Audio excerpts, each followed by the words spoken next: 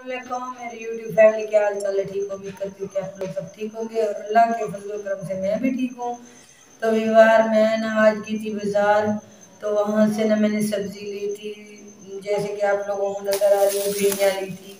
ये देखिए व्यवहार इतनी महंगाई है, ये 300 की सब्ज़ी है। आप मानेंगे 300 की सब्ज़ी है? क्या करें, महंगाई इतनी है, खाना भी है फिर हालात भी ऐसे है। यार चलो, मैं सब्जी बना रही थी भिंडियाँ, तो मैंने सोचा कि आप लोगों के साथ शेयर कर लूँ। तो मेरी वीडियो के साथ रहें, मेरी वीडियो को पूरा देखना और सब्सक्राइब करना, लाइक करना, शेयर करना। और इसमें मैं 3 प्याज डालूंगी, जैसे कि ये नज़र आ रहे हैं आप लोगों को। 3 प्याज और 4-5 टमाटर डालूंगी। इधर अभी रखे हुए हैं, मैंने इस टोकरी में नहीं रखे, तो ये इसमें रख देती हूँ। तो मेरी वीडियो पूरा देखना। तो यार आज थोड़ी सी मेरी तबीयत भी अपसेट थी। ये थोम लिया था, जैसे कि आप लोग इसे उर्दू में लहसुन बोलते हैं, हम सराइकी में थोम बोलते हैं। तो ये सब धनिया थी और हरी मिर्च, और इसमें 1 टमाटर और डालूंगी, बस इतनी सी डालूंगी, ज़्यादा नहीं डालेंगे।